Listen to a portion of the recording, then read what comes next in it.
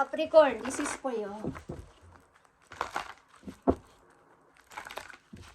Today is November 20, 2024. Sa mga Capricorn na makakapanood dito at makakadaan dito sa channel is para to sa inyo, guys. Para sa lahat ng Capricorn, ano na ang kaganapan sa inyong situation. Tingin tayo ng advice dito. Okay, Capricorn? Nandito ang helper of action. Ibig sabihin nito about ito sa inyong decision at mga plano. Kumbaga, more practice pa kung anong inyong ginagawa. Sa kasalukuyan, Capricorn is aani kayo ng tagumpay. Okay? Sa inyong mga plano. Magkaroon kayo ng pagpaplano simula sa araw na to sa inyong mga busy man kayo sa inyong mga ginagawa sa trabaho, sa bahay, sa inyong responsibilidad is dapat meron pa rin kayong nabubuong plan sa inyong isip kung ano mga susunod yung step. Okay?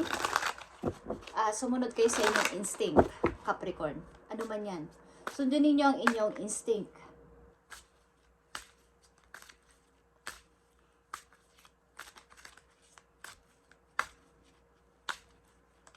Tingnan natin ang mga maaaring yung situation, mga nakaraang buwan, linggo. Okay, Capricorn.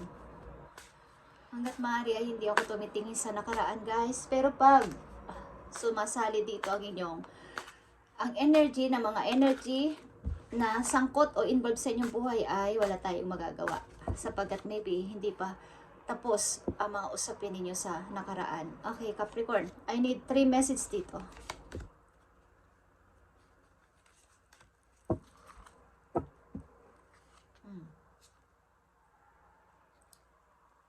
Busy kayo sa pag-iipon ng money. Meron siguro kayong gustong ipatayo. Meron kayong gustong ipatayo na maaring naudlot, guys. Maaring ito ay bahay. Nagbabala kayo dati na bumili o magkaroon ng bahay.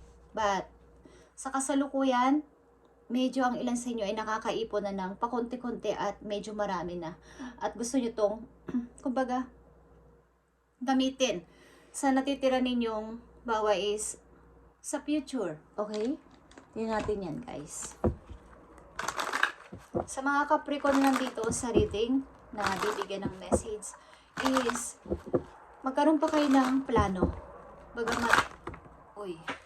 Bagamat kayo ay at wag nyo nang papasukin sa buhay nyo mga tao ng abala sa inyo dati sa inyong pagdedesisyon, sa inyong paggawa ng anumang aksyon sa buhay na ikakabuti sana ninyo is wag nyo nang papasukin sa buhay ninyo, Capricorn. Okay?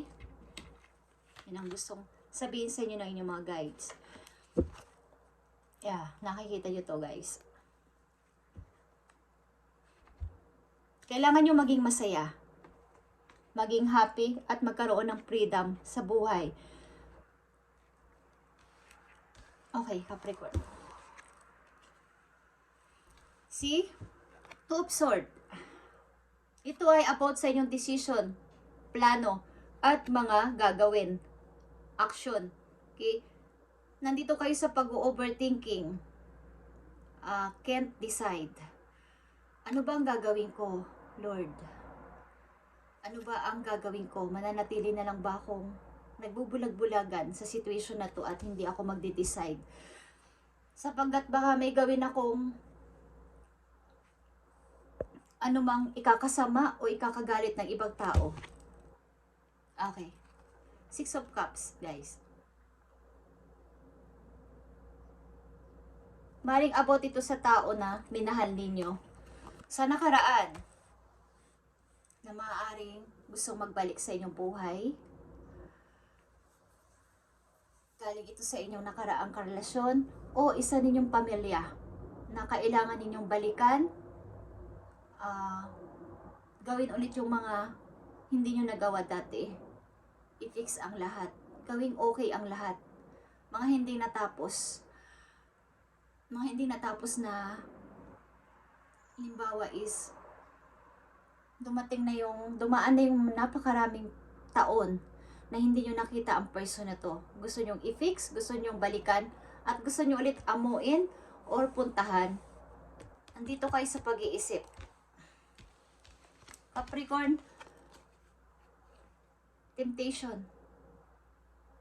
May dalawa ditong person na kasal. Okay? Nasa isang relation na toxic. The lovers in reverse.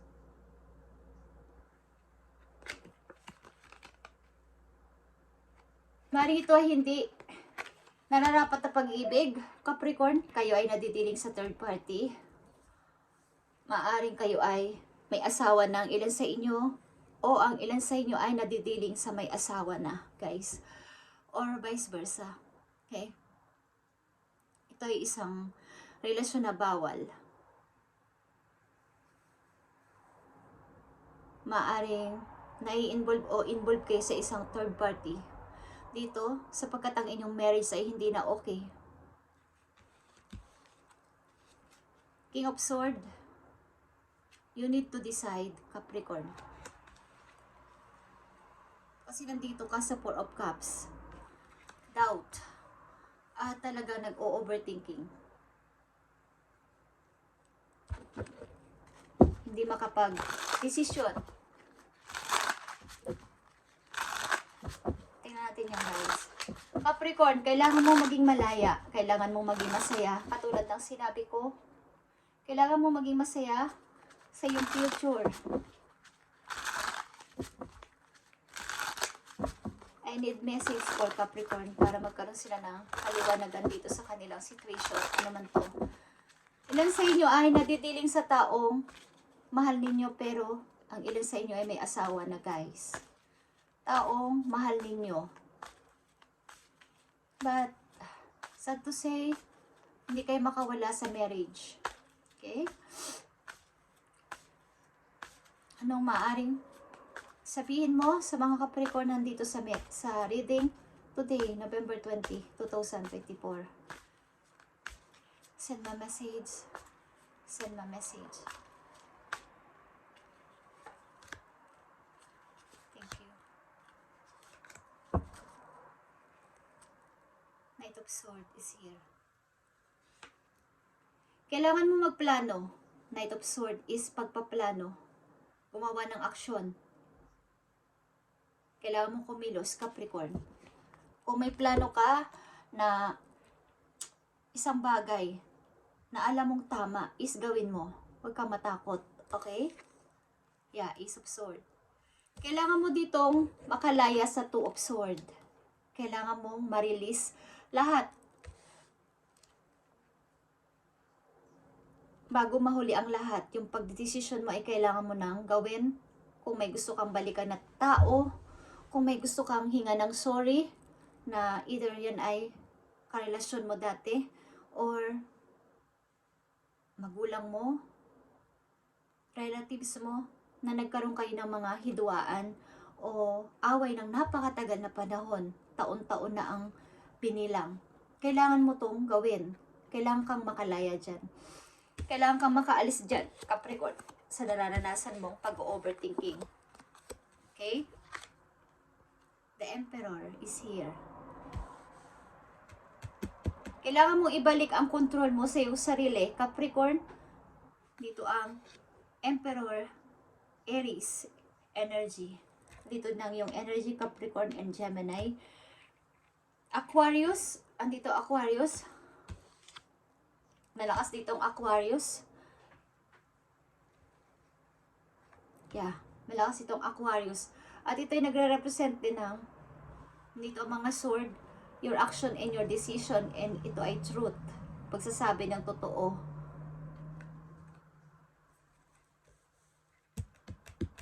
Kailangan mo bumalik sa iyong energy, guys. Kung hindi ka makawala sa isang situation na to, kailangan mong umalis kung ikaw ay nai-involve sa third party. Okay. Yeah, Page of Swords is here.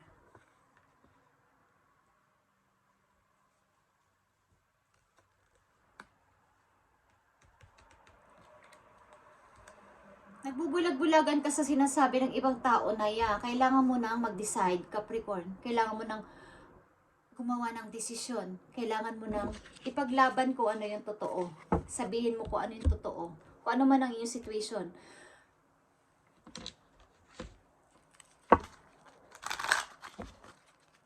Kahit na may masaktan, kailangan may sabihin ka. Kailangan piliin mo ang situation na to o ang taong iyong mahal.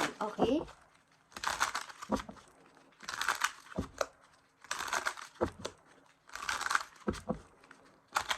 Maaaring may nagsasabi na sa'yo ng information ba't hindi ka naniniwala. Maaari ding nagpapahanap ka something. May inaalam kang information ng isang tao. Okay? Message mo sa mga Capricorn na nandito sa reading ngayong November 20, 2024. At sa kanilang situation, ano ba ang gusto mong pang sabihin para magkaroon sila ng guide at kaalaman sa kanilang situation, sa kasalukuyan, papunta sa future. Ibigay mo ang tamang message sa mga Capricorn na nandito sa reading. Please, send my message. Send my message. Thank you. Nandito ang Bobcat. Capricorn, dito ang mystery. The Bobcat teaches you that there is true power in strength and silence and patience. In order to get what you want, you must be willing to plan, okay, about your plan, adapt, and above all, have patience to see your dream manifest. Okay. Kailangan mong makontrol lang yung sarili. Hindi ikaw ang dapat magpa-control. Ikaw dapat ang kumontrol sa situation na to, na ikaw ang dapat mag-decide. Kailangan mo din ang self-love, Capricorn. Mag-focus ka lang sa positive aspect. Okay.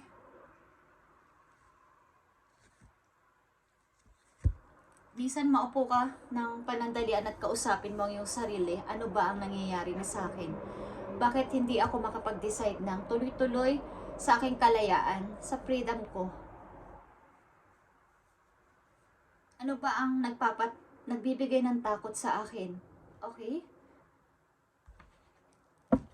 Sa future nyo, pag pinili mo ang iyong kalayaan at pagdidesisyon na to is, meron kang kalayaan na makakamit at happiness, guys. Hindi ko alam kung kayo ay may pinag-uusapan about sa conjugal ng inyong anak. At maaari din na ayaw mo mag-decide because baka may masaktan. Okay? Capricorn. Tingnan pa natin ang mga message for you.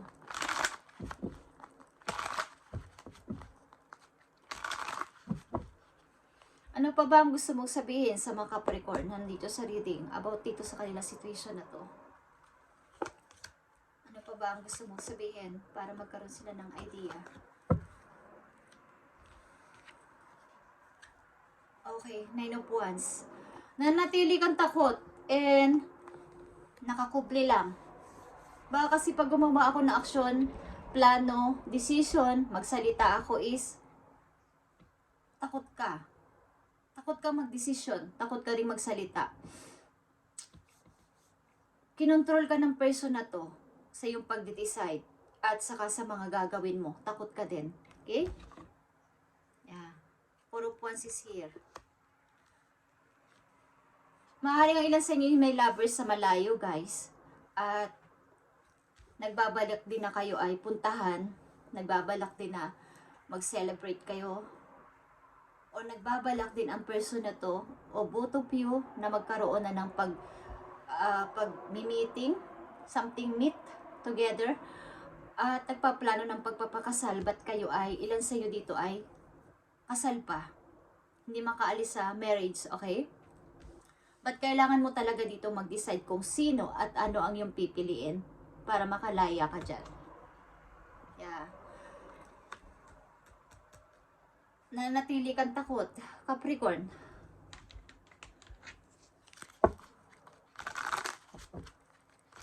Hindi masamang mag-desisyon, guys, bagamat may sino man at ano man ang masaktan.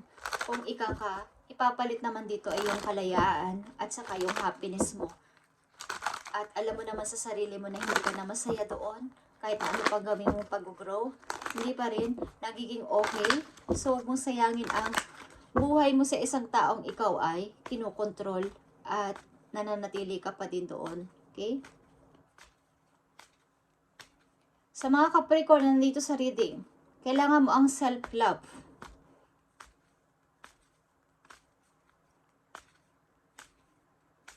Wala kang kakayanang magplano din. Kaya wala ka din kakayanang mag-decide at magsalita. Takot ka. Kaya ikaw yung nagsasacrifice. Ikaw yung nagtitiis. Message mo sa mga Capricorn na nandito sa reading. Thank you. Balance is here. There's need to be a healthy balance of physical, emotional, and spiritual intimacy for a relationship to be sustainable. Kailangan sa isang relasyon ay may balanse, guys. Kailangan okay ang inyong physical, emotional, at spiritual din. But sa ilang Capricorn na nandito sa reading is kayo ay hindi okay ang physical. Ibig sabihin, yung inyong aura, hindi kayo masaya. Halimbawa is, nasa edad lang kayo ng 20, mukha na kayong 30. Kailangan pag umiibig kayo ay masaya kayo, pero sa Capricorn na nandito sa reading ay hindi kayo masaya. Malungkot ang inyong mga mata. Yung emotional nyo rin naaapektuhan, pati ang inyong spiritual. Okay? So, hindi ito masasabing healthy relationship. Okay, Capricorn. Nandito ang Ten of Action. You're working too hard, Capricorn. The angels are asking you to find a healthy balance between your career and your personal life. Be willing to ask for help for others to order to lighten your load, that you can take better care of yourself. Okay? Kaya sabi ko, self-love is needed para sa'yo, Capricorn.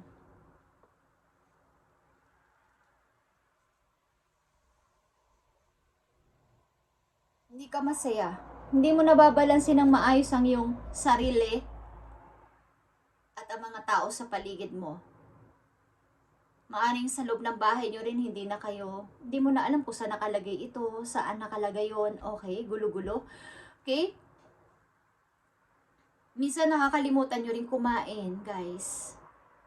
Kailangan ditong magkaroon ka ulit ng load. Alam nyo pa, pag walang load ang cellphone, di ba? Hindi mo magagamit. Ibig sabihin, pwede kang, kung wala kang money that time, pwede kang manghiram para magka-load ka. Or pwede rin mangutang.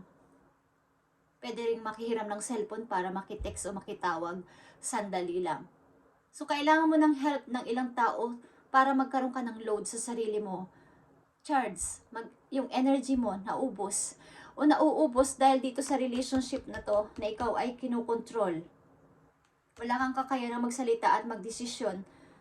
So, this time, pag narinig mo ang message na to, Capricorn, binibigyan ka ng heaven ng magandang offer. Maring ito ay biglaan darating sa'yo nang hindi mo ine-expect. Opportunity ito. Or galing sa isang taong may malasakit sa'yo at pinadala ni God. Ginamit ang person na yun para mag-offer sa'yo ng something new para sa iyong trabaho. Especially sa iyong trabaho. Para magkaroon ka dito ng ipon. Para sa future. Meron kang dalawang 7 of Pentacles dito na mag-ipon ka para sa future. Okay? Something, lisanin mo ang situation na to ng palihim. Okay? Maaaring sasabi mo, mahal mo ang person na to. Ba't kailangan mo umalis dyan? Para ibalik mo ang iyong sariling ikaw. Okay? Capricorn, kailangan mong lumaya sapagkat may naghihintay sa iyong pag-asa at yung kaligayahan ng happiness. Okay? Isang message na lang dito para sa mga Capricorn. Kailangan mong makita ang mahalin mo ang sarili mo, okay? Para sa mga Capricorn na nandito sa reading, mahalin mo yung sarili kung kayo ay nadidealing sa, involved sa isang toxic na marriage. Di ko alam kung kayo ay may asawa na talaga at may nagpapahiwatig na bago. O meron na galing sa ibang lugar. But mamili ka, something dapat ka nang mamili. Pag narinig mo ang message na to, mamili ka na at mag-decide para sa iyong happiness. Okay? Isang message na lang dito para sa Capricorn. The Moon. Okay. Pabayaan mo ito ay maging isang secret. Maaaring ito ay nagre-reflect sa'yo. Or meron kang mga sikreto talaga na ayaw mong mabulgar na o ayaw mo nang sabihin. Hindi man to masama. O mabuti man to is gusto mong sarilinin na lang at ayaw mong i-reveal o ayaw mong sabihin sa iba. But sundan ka pa din para itong anino na sumusunod at sumusunod sa'yo. Maaaring may nanggugulo sa'yo day and night. Okay? Nasabihin mo ang kayo nakadakdang mag-travel, guys. Just saying, nakatakda kayong mag-travel. I mean, pumunta sa ibang bansa. Okay? Thank you, Capricorn, at i-update natin to sa mga susunod pang araw para sa inyo. Okay? Reading nyo to ngayong November 20, 2024. At God bless sa inyo, guys. Self-love is kailangan mo dito. Okay? At kumain ka sa tamang oras hanggat maaari. At ayusin mo din ang loob ng inyong bahay. Rearrange mo. Okay? Thank you and God bless.